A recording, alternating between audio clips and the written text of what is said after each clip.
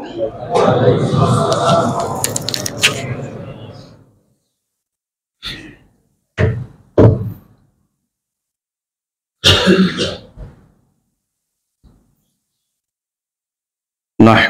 ونصلي على رسوله الكريم أما بعد فأعوذ بالله من الشيطان الرجيم بسم الله الرحمن الرحيم لتجدن أشد الناس عداوة للذين آمنوا اليهود والذين أشركوا وقال تعالى ظهر الفساد في البر والبحر بما كسبت أيدي الناس وقال تعالى فاستجبنا له ونجيناه من الغم وكذلك ننجي المؤمنين بارك الله لنا ولكم في القرآن العظيم ونفعنا به أستغفر الله لي ولكم ولسائر المسلمين إنه هو الغفور الرحيم اللهم صل على سيدنا محمد وعلى آل سيدنا محمد وبارك وسلم اللهم صل على سيدنا محمد وعلى آل سيدنا محمد وبارك وسلم اللهم صل على سيدنا محمد وعلى آل سيدنا محمد وبارك وسلم সমস্ত প্রশংসা আল্লাহ তাআলার জন্য। আল্লাহ তাআলা আমাদেরকে নিরাপদে রেখে আল্লাহর ঘর মসজিদে আসার তৌফিক দান করেছেন, আলহামদুলিল্লাহ। আজ এই মুহূর্তে আমাদের এই কত ভাই পরিচিত জন মসজিদে যাওয়ার প্রবল ইচ্ছা থাকা সত্ত্বেও যেতে পারছে না। আমরা তো আলহামদুলিল্লাহ নিরাপদে মসজিদে চলে এসেছি, নিরাপদে রাত যাপন করেছি। এজন্য অন্তঃস্থল থেকে প্রথমত আল্লাহর শুকর আদায় করি, আলহামদুলিল্লাহ। দ্বিতীয়ত শুরুতেই যারা বন্যায় কবলিত, পানিবন্দী, অসহায়তর মানবতর জীবন যাপন করছে, এক একটি দৃশ্য হৃদয়কে নাড়িয়ে দেওয়ার মতো, এক একটি সংবাদ অত্যন্ত মর্মস্পর্শী। আমাদের সে সমস্ত ভাই বোনদের জন্য আমরা আল্লাহর কাছে সমবেদনা জানাই। ও আল্লাহ, আপনি আমাদের ভাই বোনদেরকে নাজাত দান করেন। এই বৃষ্টি, এই পানি যেমন ভাবে নেয়ামত, আবার এই পানি যে আল্লাহর পক্ষ থেকে পরীক্ষা, সেটা আল্লাহ আমাদেরকে চোখে আঙ্গুল দিয়ে দেখিয়ে দিলেন। এজন্য রাসূলুল্লাহ সাল্লাল্লাহু আলাইহি ওয়াসাল্লামের একটা হাদিস আছে, নবী সাল্লাল্লাহু আলাইহি ওয়াসাল্লাম বলেন যে যখন তোমরা আল্লাহর নেয়ামত পাও তখন তোমরা সেটাকে পরীক্ষায় রূপ দিও না। তাহলে বোঝা যায় পরীক্ষায় রূপ দেওয়া এটা হলো আমাদের হাতে। নেয়ামত কখন আযাব হয়ে যায়, নেয়ামত কখন পরীক্ষা হয়ে যায়, এটা বান্দার হাতে। কোরআন মজিদ আল্লাহ তাআলা স্পষ্ট করে বলেছেন, যাহারাল ফাসাদু ফিল বাররি ওয়াল বাহরি বিমা কাসাবাত আইদিন নাস। যে কোনো বিপর্যয়ের কিছু বাহ্যিক কারণ থাকে, দৃশ্যমান কারণ থাকে, কিন্তু অদৃশ্য কারণ একটাই। দৃশ্যমান কারণ অনেকগুলো থাকতে পারে, কখনো শত্রুতা, কখনো নিজেদের উদাসীনতা, কখনো বা আবহাওয়ার পরিবর্তন, কখনো বা জলবায়ুর পরিবর্তন, জাতীয় বিপর্যয়ের কারণ অনেক থাকতে পারে। রাজনৈতিক অস্থিরতা, অর্থনৈতিক মন্দা, অনেকগুলো কারণ থাকতে পারে, কিন্তু অদৃশ্য কারণ একটাই। আল্লাহ বলেন সেটা হলো তোমাদের হাতের কামাই আমার নাফরমানি। আমার নাফরমানি যত বেশি বেড়ে যাবে, গুনাহ যত বেশি বেড়ে যাবে, আমার পক্ষ থেকে তোমাদের উপর পরীক্ষা তত বেশি আসবে।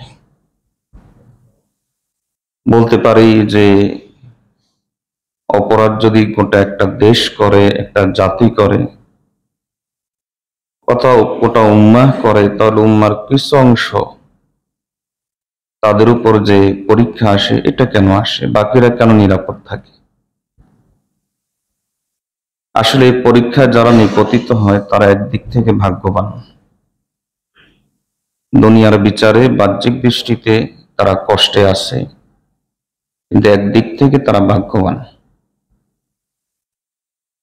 এই যে বিপর্যয়ে পড়ে যদি তারা মারা যায়, হাদিসে রাসূলুল্লাহ সাল্লাল্লাহু আলাইহি ওয়াসাল্লাম বলেছেন আল্লাহ তাআলার দরবারে সে শহীদ হিসাবে গণ্য হবে। এই বিবেচনায় তারা ভাগ্যবান। এই হাদিসের ব্যাখ্যায় মুহাদ্দিসিন ইকরাম লেখেন ওয়া ইন কানা আসিয়ান, এই যে ডুবন্ত ব্যক্তি পানিতে ডুবে মারা গেলে শহীদ হিসাবে যে গণ্য হবে, যদিও সে পাপিষ্ঠ হয়, পাপিষ্ঠ হলেও আল্লাহ তাআলার দরবারে শাহাদাতের মর্যাদা পাবে। আল্লাহ তাআলা তার জন্য জান্নাত ঠিক করে রেখেছেন। এজন্য বাকিওয়ালারা নিরাপদ থাকা এর অর্থ এই নয় যে আমরা ভালো আছি, বরং আমরা আরো বেশি আশঙ্কার ভিতরে আছি। এর কারণ হলো দুনিয়ার এই জীবন, দুনিয়ার এই কষ্ট ক্ষণস্থায়ী, দুনিয়ার সব কিছুই ক্ষণস্থায়ী। শাইখুল ইসলাম মুফতি তাকি উসমানী দামাত বারাকাতুহু খুব চমৎকার করে বলেন, দুনিয়ার সবকিছু ক্ষণস্থায়ী, একটা স্থায়ী। স্থায়ী হলো স্থায়ী না হওয়াটা স্থায়ী, আর সব ক্ষণস্থায়ী। তাদের এই বিপদ কেটে যাবে, এমন তো নয় যে প্রজন্মর পর প্রজন্ম এই বিপদ তারা বয়ে বেড়াবে, এরকম তো নয়। তাদের এই বিপদ অবশ্যই আল্লাহ তাআলা কাটিয়ে দিবেন, কাটিয়ে তুলবেন। মাঝখানে যারা নিরাপদ আছে, আমরা যারা নিরাপদ আছি, তাদের জন্য অনেক বড় পরীক্ষা। আপনার আর আমার ধারণা হলো যে 12টি জেলা প্লাবিত হয়েছে, বিশেষ করে ফেনী, ওই অঞ্চলের মানুষ যে দুর্বিষহ জীবন যাপন করছে, সম্ভবত তারাই সবচেয়ে বড় পরীক্ষার ভিতরে আছে, মুসিবতের ভিতরে আছে। হ্যাঁ, আপনার এই ধারণাটা ভুল নয়, কারণ এটা বাহ্যিক। বাস্তবতা হলো এই যে আমরা আরো বড় পরীক্ষার ভিতরে আছি। আল্লাহ তাআলা তাদেরকে তো মাফ করে দিচ্ছেন এবং মারা গেলে শাহাদাত পেয়ে যাচ্ছেন। এমনকি সামান্য, হাদিসের ভাষায় সামান্য কাটা বিদ্ধ হলো, এর বিনিময়ে আল্লাহ তাদেরকে মাফ করে দিবেন। তো তারা তো মাফ পেয়ে যাচ্ছে এবং তারা শাহাদাতের মর্যাদা পেয়ে যাচ্ছে, কিন্তু আমাদেরকে আল্লাহ যে সতর্ক করছেন, আমরা সতর্ক হচ্ছি কিনা, এটা হলো মূল দেখার বিষয়। এজন্যই যখন বৃষ্টি আসতো, মেঘ আসতো, আম্মা জান আয়েশা রাদিয়াল্লাহু তাআলা আনহা বলেন যে নবীজি সাল্লাল্লাহু আলাইহি ওয়াসাল্লাম যখন মেঘ দেখতেন তখন তার চেহারা কালো হয়ে যেত। অথচ নবীজি সাল্লাল্লাহু আলাইহি ওয়াসাল্লাম, আম্মা জান আয়েশা বলেন, অথচ আমি নবীজিকে সব সময় মুস্কি হাসি অবস্থা দেখেছি।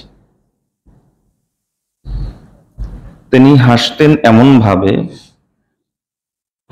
আমাদের আম্মাজান বলেন যে তিনি হাসতেন এমন ভাবে যে তার আলা জিহ্বা দেখা যেত না, মুস্কি হাসতেন, চেহারার মধ্যে একটা হাসি লেগে থাকত। কিন্তু যখন মেঘমেলা দেখা দিত তখন নবী সাল্লাল্লাহু আলাইহি ওয়াসাল্লামের চেহারা কালো হয়ে যেত। একদিন আম্মা জান আয়েশা রাদিয়াল্লাহু তাআলা আনহা নবী সাল্লাল্লাহু আলাইহি ওয়াসাল্লামকে জিজ্ঞেস করে ফেললেন, বলেন যে ইয়া রাসূলুল্লাহ সাল্লাল্লাহু আলাইহি ওয়াসাল্লাম ওয়া আরাকা ইযা রাআইতাহু উরিফা ফি ওয়াজহিকাল কারাহিয়া, আমি আপনাকে দেখতে পাই যখন আপনি মেঘমালা দেখেন তখন আপনার চেহারা কালো হয়ে যায়, অথচ অন্যান্যদের অবস্থা হলো মেঘ দেখলে তারা খুশি হয় বৃষ্টি হবে। বিশেষ করে আরবে তো বৃষ্টি অত্যন্ত কাঙ্ক্ষিত। রাসূলুল্লাহ সাল্লাল্লাহু আলাইহি ওয়াসাল্লাম উত্তর দিলেন, ইয়া আয়েশা মা ইউমিন্নানি আন ইয়াকুনা ফিহি আযাবুন উযিবা কওমুন বিররিহ ওয়া ক্বাদ রাআ কওমুন আল আযাবা ফাকালু হাযা আরিদুন মুমতিরুনা। আয়েশা, আমার এক ভাই হযরত হুদ আলাইহিস সালাম, তার জাতির কাছে আল্লাহ আযাব পাঠিয়েছিলেন বৃষ্টি আকারে, মেঘ আকারে।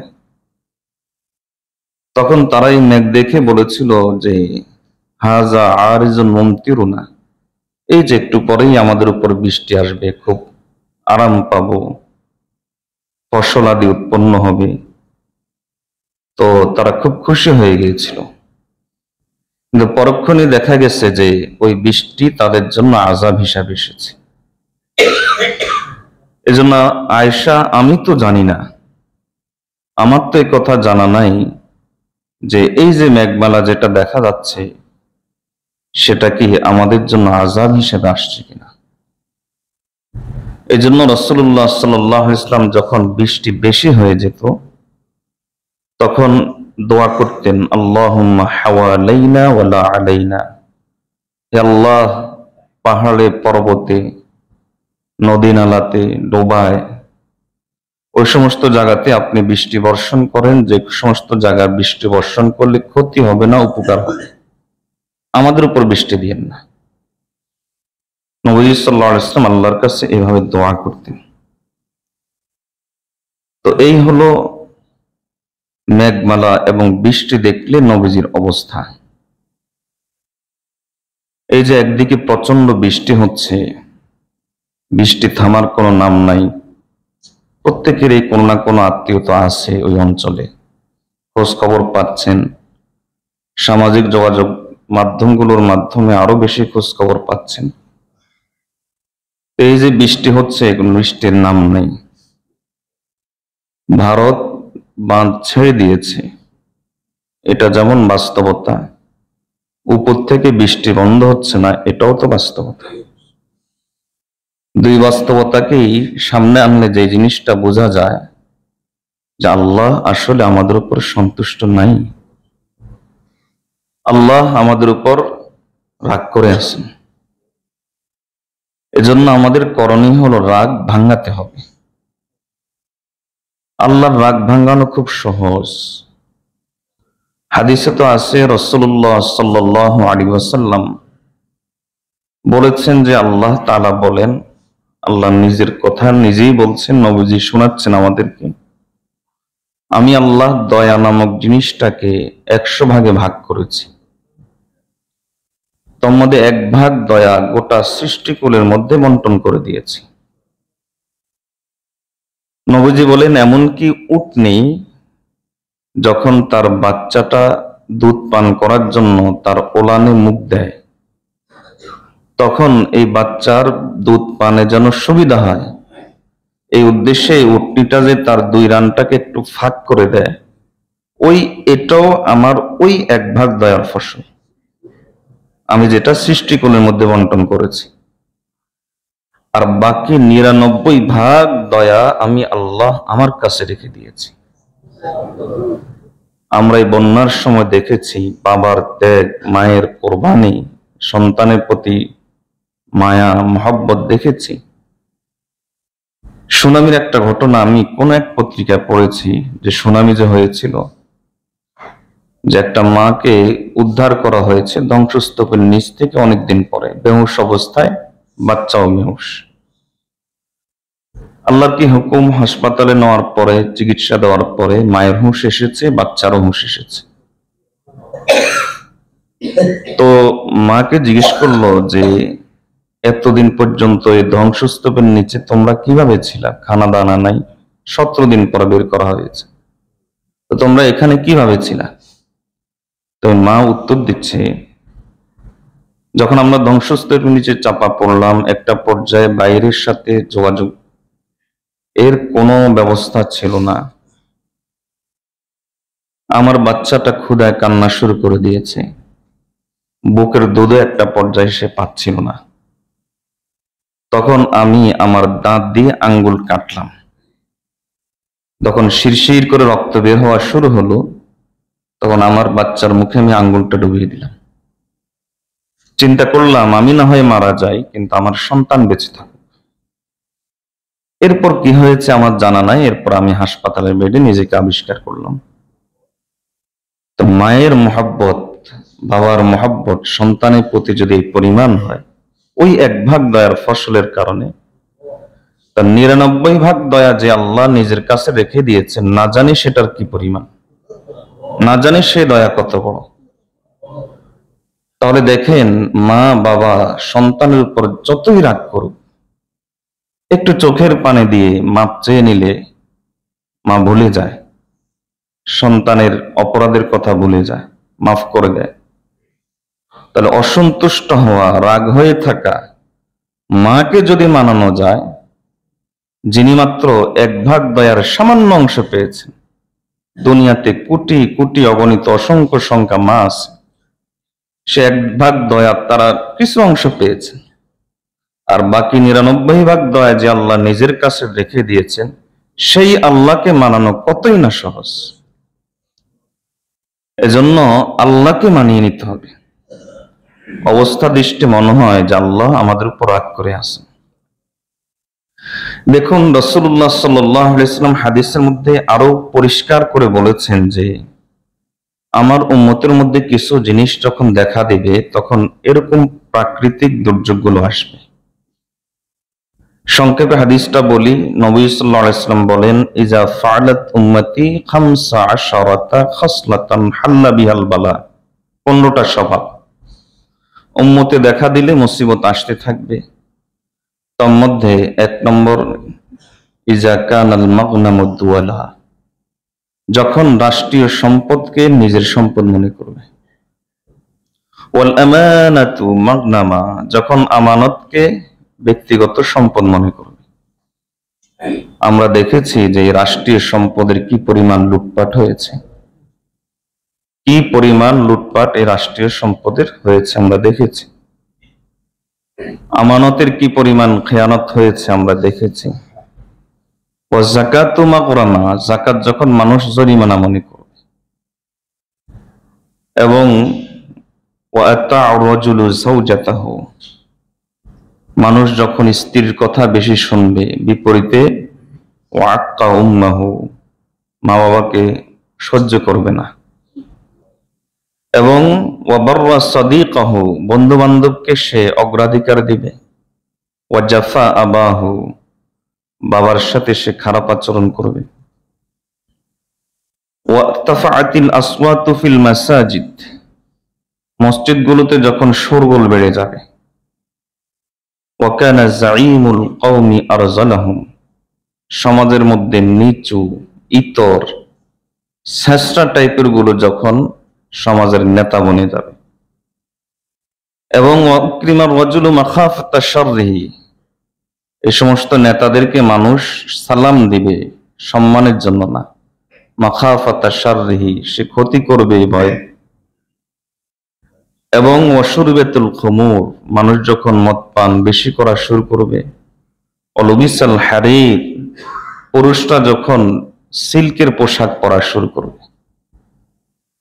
ওয়াত্তাখিজাতিল কাইনাতু ওয়াল মাআজিফ, গান বাদ্যের যন্ত্রগুলো যখন মানুষ নিজেদের জন্য আভিজাত্যের কারণ মনে করবে। এবং ওয়ালইনা আখিরু হাযিল উম্মতি আউওয়ালাহা, এই উম্মতের শেষ অংশ যখন আগের অংশকে লানত করবে, গালি দিবে। অমুক বুঝে নাই, অমুক বুজুর্গ বুঝে নাই, অমুক সাহাবী বুঝেন নাই, এভাবে যখন গালি দিবে, নবীজি সাল্লাল্লাহু আলাইহি ওয়াসাল্লাম বলেন ফালতাকিবু ইনদা যালিক, তাহলে ওই সময় তাদের এই 15টি স্বভাব যাদের মধ্যে দেখা দিবে তাদের উচিত অপেক্ষা করা রিহান হামরা আও খাসাফান আও মাসাখা, যে কোনো সময় অগ্নিবায়ুর মতো ঝড়, ভূমিকম্প, তুফান তাদের দিকে ধেয়ে আসতে পারে, ভূমিধস হতে পারে, তাদের চেহারার বিকৃতি হতে পারে। তাহলে এই জাতীয় দুর্যোগগুলো দেখা দেওয়ার কারণ হলো এগুলো। এই হাদিসটা 15টা স্বভাব আমরা যদি বর্তমান সমাজের সাথে মিলাই, তাহলে বলেন তো কোন স্বভাবটা আমাদের কাছে নাই? সবগুলো স্বভাব আমাদের কাছে আছে। আল্লাহ আমাদেরকে এই 15টা স্বভাব থেকে বের হয়ে আসার তৌফিক দান করুন। পিছনের এই হাদিস থেকে আমরা আমাদের করণীয় প্রথমত পেয়ে গেছি। আমাদের 1 নম্বর করণীয় তো হলো গুনাহ মুক্ত থাকা। এজন্য আমি আপনাদের কাছে হাত জোড় করে যে কথাটা বলবো, নবীজি হাদিসের মধ্যে বলেছেন 2টা নেয়ামত হলো এমন যে 2টা নেয়ামতের ব্যাপারে মানুষ সবচাইতে বেশি নাফরমানি করে। একটা হলো সুস্থতার নেয়ামত, আর আরেকটা হলো সময়, অবসর থাকার নেয়ামত। সুস্থতার মূল্য কত, যে 9 মাসের গর্ভের মা সামান্য পাড়ে উঠার জন্য কাকতি মিনতি করে সেখানে মারা গেছে, তাকে জিজ্ঞেস করেন সুস্থতার গুরুত্ব কত। পানিবন্দী মানুষগুলোকে জিজ্ঞেস করেন সুস্থতার গুরুত্ব কত, সময়ের গুরুত্ব কত, একটু তাদের কথা কল্পনা করেন। তারাও তো রাতের বেলা শুয়েছিল, কোনো না কোনো কল্পনা সাজিয়ে স্কুলে পাঠাবে বাচ্চাকে, মাদ্রাসায় পাঠাবে, ব্যবসা বাণিজ্যে যাবে, কৃষি কাজে যাবে, দোকানপাটে যাবে, কিন্তু তাদের সেই কল্পনা তো মুহূর্তের ভিতরে তাসের ঘরের মতো ভেঙে গেল। তাহলে অবসর থাকার নিয়ামত কি, এটা তাদেরকে একটু জিজ্ঞেস করেন। এজন্য আল্লাহর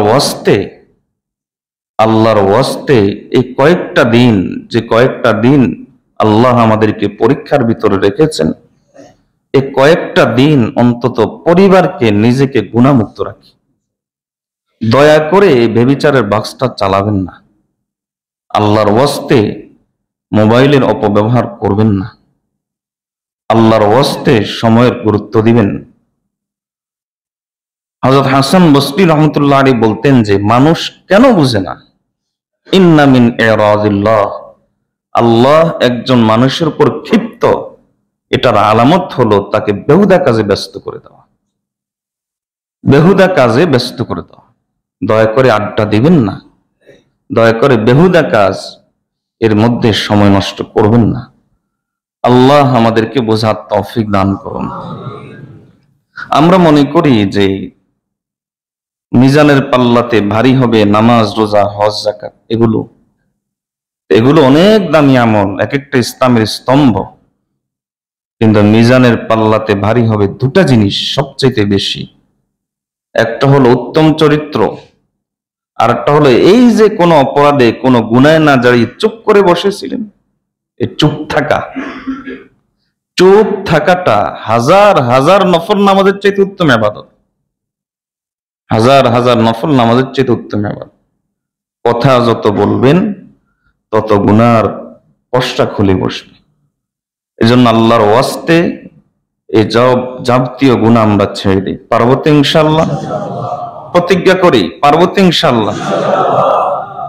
দ্বিতীয়ত, রাসূলুল্লাহ সাল্লাল্লাহু আলাইহি ওয়াসাল্লাম আমাদেরকে বিপদকালীন সময় কিছু জিনিস শিক্ষা দিয়েছেন। এই জিনিসগুলো আমরা অবলম্বন করব। তন্মধ্যে নবীজি সাল্লাল্লাহু আলাইহি ওয়াসাল্লামের প্রধান শিক্ষা ছিল, যখন তিনি বিপদে পড়তেন তখন সঙ্গে সঙ্গে কামা ফাসাল্লাহ। হাদিসের মধ্যে এসেছে যে রাসূলুল্লাহ সাল্লাল্লাহু আলাইহি ওয়াসাল্লাম সম্পর্কে এসেছে, ইজা ফাজাহুল আমরু কামা ফাসাল্লাহ। যখনই কোনো দুর্যোগের ঘনঘটা দেখতেন, দুর্যোগের যখন কোনো পদধ্বনি দেখতেন, আভাস পেতেন, নবীজি সাল্লাল্লাহু আলাইহি ওয়াসাল্লাম দুর্যোগের আশঙ্কায় যখন শঙ্কিত হতেন, এখনো দুর্যোগ আসে নাই, ফাজা মানে শঙ্কিত হওয়া, যখনই তিনি দুর্যোগের আশঙ্কায় শঙ্কিত হতেন, কামা ফাসাল্লা, তখন সঙ্গে সঙ্গে নামাজে দাঁড়িয়ে যেতেন। এজন্য ভাই, নামাজের প্রতি গুরুত্ব দেই। আমি আপনাদের কাছ থেকে একটা নিয়ত নিতে চাই। এই নিয়তটা ওয়াদা না, যারা নিয়ত করতে পারবেন তারা আমার সঙ্গে সায় দিবেন। আজকে থেকে আমরা প্রত্যেকেই ফজরের নামাজটা মসজিদের জামাতের সাথে পড়বো ইনশাআল্লাহ। আল্লাহকে দেখান ইনশাআল্লাহ। পারবো তো ইনশাআল্লাহ? আল্লাহ তৌফিক দান করুন। ওই দিন তাফসীর পড়তে পড়তে একটা আয়াত সামনে আসলো, অথচ এই আয়াতটা আরো বহুবার পড়েছি, কিন্তু হৃদয়ে এতটা দাগ কাটে না। আমি সঙ্গে সঙ্গে নোট করে রেখেছি আয়াত। আল্লাহ তাআলা কি বললেন আয়াতে, হৃদয় আপনার স্পর্শী আয়াত, অন্তর কাঁপিয়ে দেওয়ার মতো আয়াত। আল্লাহ তাআলা কিয়ামতের একটা দৃশ্য তিনি এই আয়াতের মধ্যে তুলে ধরেছেন।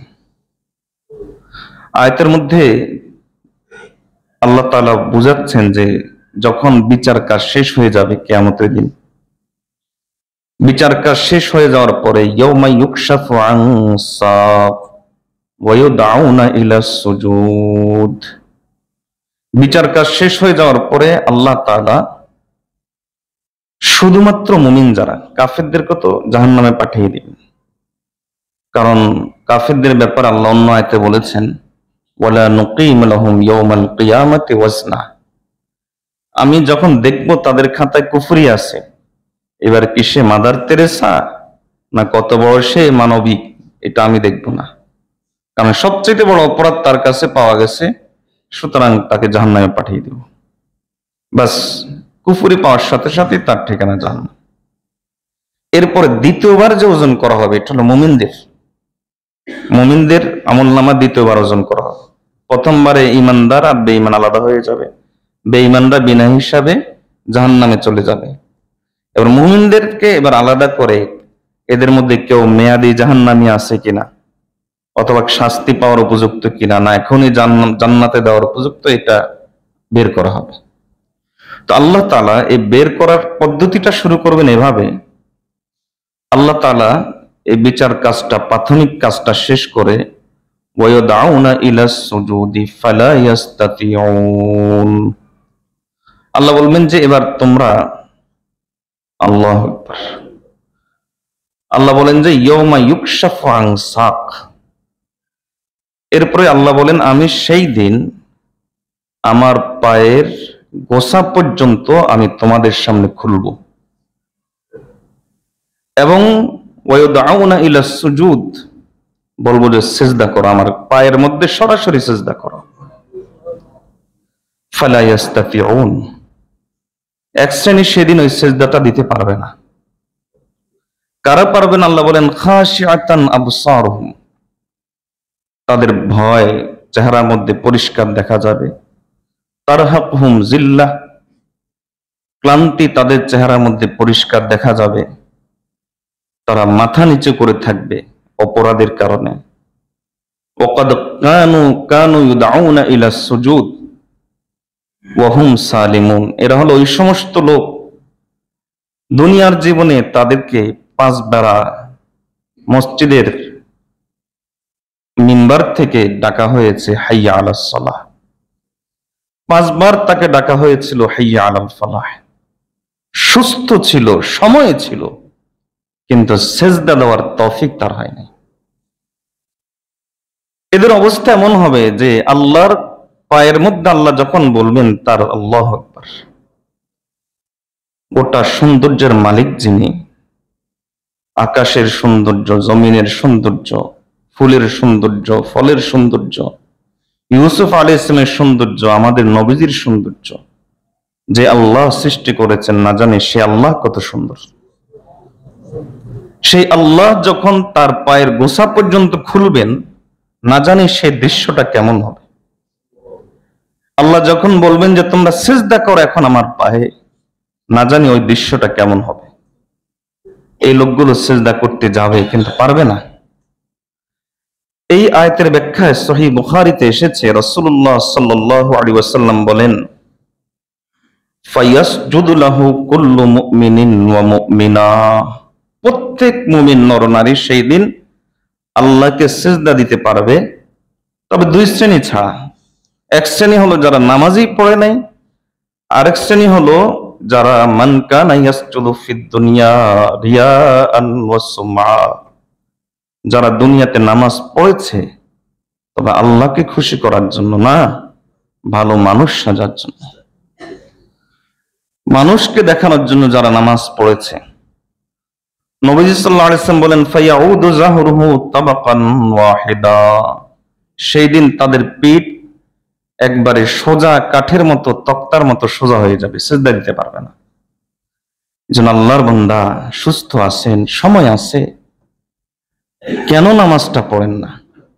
কেন মসজিদে আসেন না? দুনিয়ার জীবনটাই কি শেষ?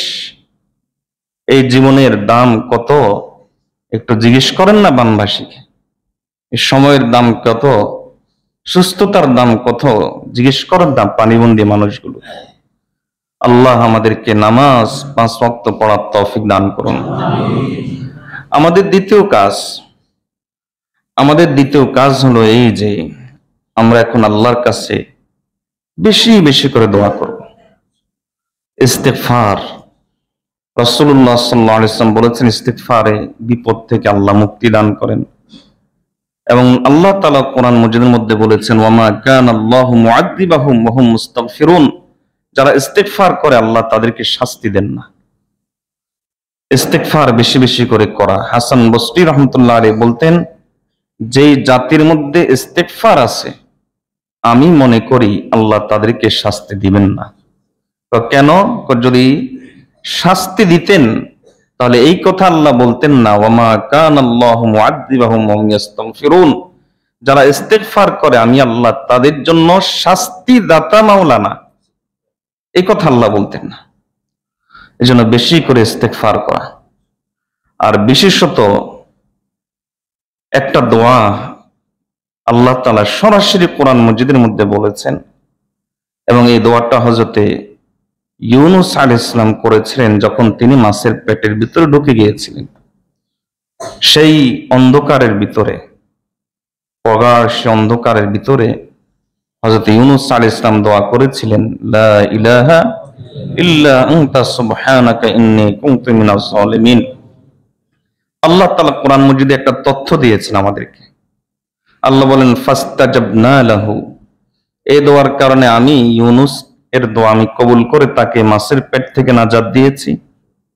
তিনি যেমন পানিতে মাছের পেটে বন্দী ছিলেন, আজকে আমাদের বাইরেও বন্দী, আমাদের ভাই বোনেরাও আজকে বন্দী। তো তিনি দোয়া করেছিলেন, লা ইলাহা ইল্লা আনতা সুবহানাকা ইন্নী কুনতু মিনাজ জালিমিন।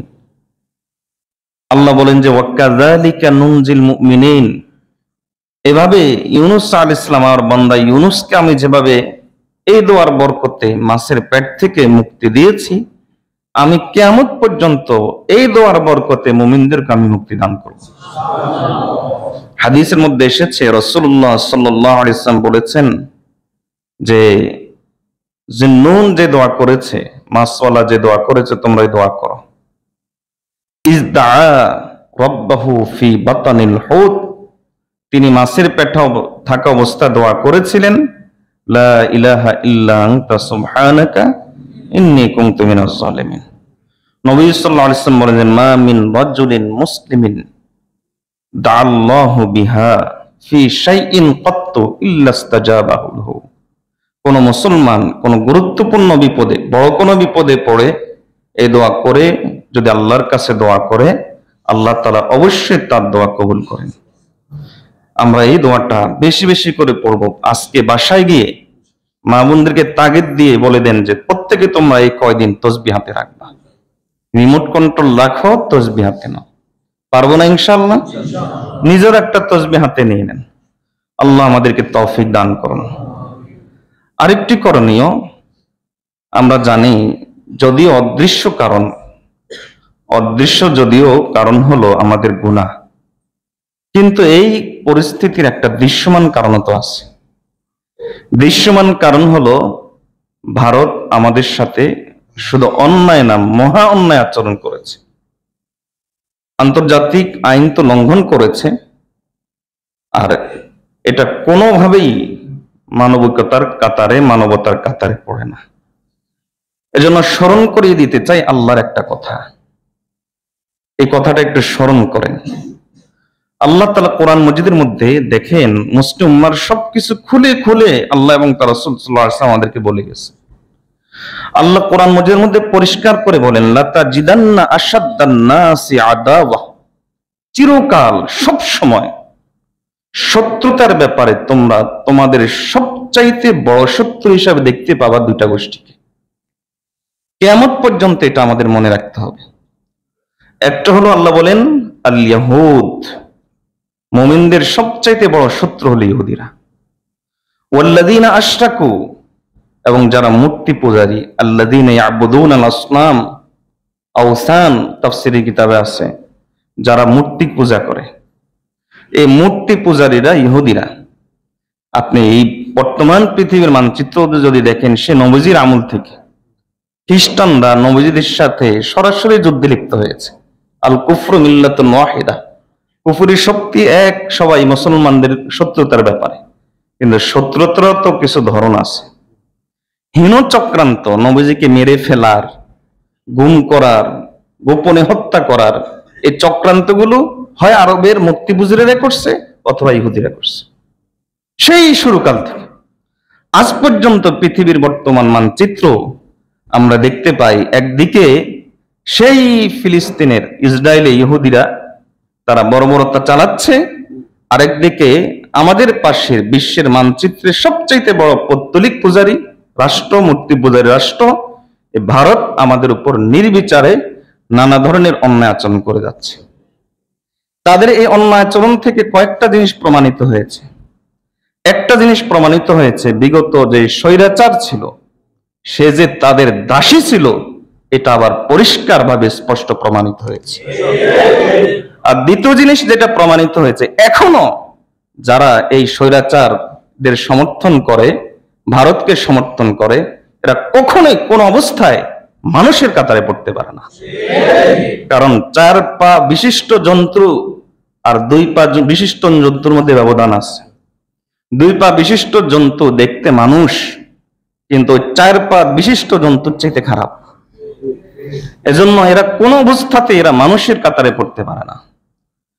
তৃতীয়ত আরেকটা জিনিস প্রমাণিত হয়েছে, নবী সাল্লাল্লাহু আলাইহি ওয়াসাল্লামের সেই বাণী যেটা নবীজি 1400 বছর আগে আমাদেরকে বলে গেছেন, সেটা ধীরে ধীরে স্পষ্ট হচ্ছে।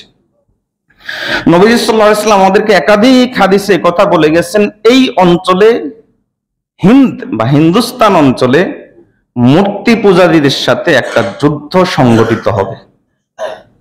নবী সাল্লাল্লাহু আলাইহি ওয়াসাল্লামের ভাষায় সেই যুদ্ধের নাম হলো গাজওয়াতুল হিন্দ। একাধিক হাদিসে নবী সাল্লাল্লাহু আলাইহি ওয়াসাল্লাম কথাটা বলে গেছেন।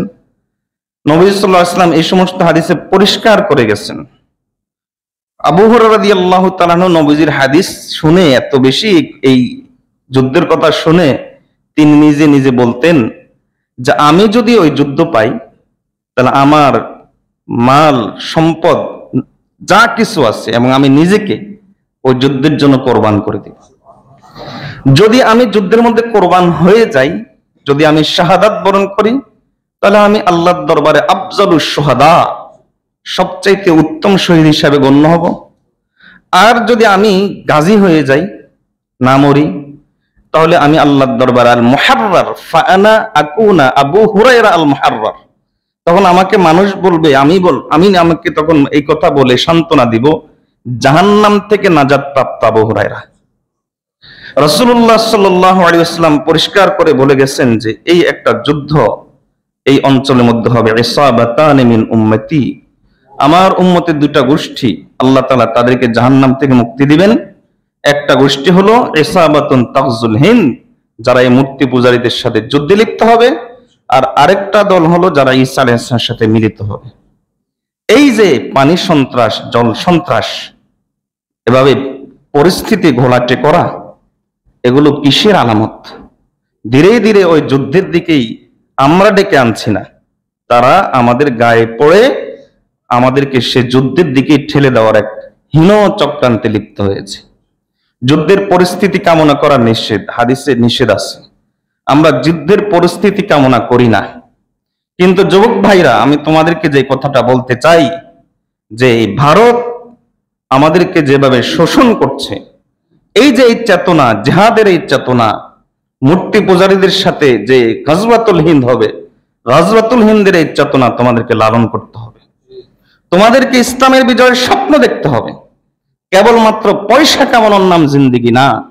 আরে ভাই, একটা গোল তোমার থাকতে হবে, সেটা হলো কিয়ামতের দিন তুমি দাঁড়াবা আর বদরি সাহাবীদের সাথে তোমার হাসর হবে।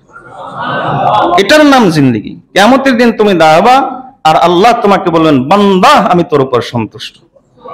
আমরা আজকে থেকে যুদ্ধ শুরু করছি একটা প্রতিজ্ঞার মাধ্যমে। সেই প্রতিজ্ঞাটা হলো, আজকে থেকে ইন্ডিয়ান সকল কিছু আমরা বয়কট করলাম। দেখা যাবে আপনার ঘরে ইন্ডিয়ান চ্যানেল চলে কিনা, আপনার টেলিভিশন ইন্ডিয়ার কোন চ্যানেল চলে কিনা, দেখা যাবে আপনার ঘরে ইন্ডিয়ান কোন পণ্য আসে কিনা।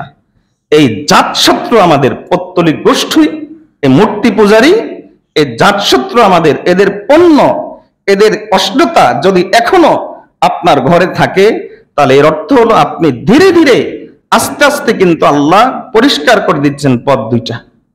কারণ মাহদি, ইমাম মাহদি যখন আসবেন, তখন কিন্তু মাঝামাঝি কোন লোকের সংখ্যা কমে যাবে, হয় মুমিনদের কাতারে অথবা কাফেরদের কাতারে। আপনি কোন পথে হাঁটছেন, পথটা এখনই ঠিক করে নেন। আপনি কোন পথে যেতে চান, পথটা এখনই ঠিক করেন। তাদের সকল ধরনের সবকিছু কেবল পণ্য না, তাদের অপসংস্কৃতি, তাদের চ্যানেল, তাদের সবকিছু আজকে থেকে আমরা বয়কট করলাম, বর্জন করলাম। আর আরেকটা আওয়াজ বিশেষ করে যুবক ভাইরা উঠান, সেটা হলো যে এই ভারত যেন আমাদের উপর আর মাতব্বরি করতে না পারে, এজন্য বাঁধের বিকল্প বাঁধ তৈরি করতে হবে। আমরা প্রয়োজনে এক বেলা খাবো না, প্রয়োজনে আমরা 2 বেলা খাবো না। আমাদের প্রবাসী ভাইয়েরা আলহামদুলিল্লাহ তারা প্রস্তুত আছেন, প্রয়োজনে তারা তাদের একদিনে বেতন দিয়ে দিবে। আমরা প্রয়োজনে উপবাস থাকবো, তবু আমরা এই দাবি জোরদার করতে চাই যে মাতব্বর, এই সন্ত্রাসী, এই কসাই, এই মোদি কসাই, এ তো কসাই না, এই কসাইকে আমরা কখনো কোন অবস্থাতে প্রশ্রয় দেব না। আর যে দাসীকে তারা আশ্রয় দিয়েছে, জাতিকে এই দাসী দিয়ে দেখ, আমরা তার বিচার করব। এই আলেম উলামার হত্যার বিচার করব, মাদ্রাসা নিরীহ ছাত্রদের হত্যার বিচার করব, এই স্বৈরাচারের বিচার আমরা করব। আল্লাহ আমাদেরকে সেই তৌফিক দান করুন। আমাদের করণীয়গুলো ঠিক করতে হবে, আর পাশাপাশি বানবাসীর পাশে দাঁড়াবো তো ইনশাআল্লাহ। কারণ মুসলমানের পরিচয় দেওয়া হয়েছে, মুসলমান কখনো জুলুম করে না আরেক মুসলমানের উপর, এবং ওয়ালা ইউসলিমুহু, মুসলমানকে অসহায় অবস্থায় ছেড়ে দেয় না। আমরা আমাদের ভাই বোনদেরকে অসহায় অবস্থায় ছেড়ে দিতে পারি না। আল্লাহ আমাদেরকে সেই তৌফিক দান করুন। ওয়া আখিরু দাওয়ানা আনিল হামদুলিল্লাহি রাব্বিল আলামিন। আজকে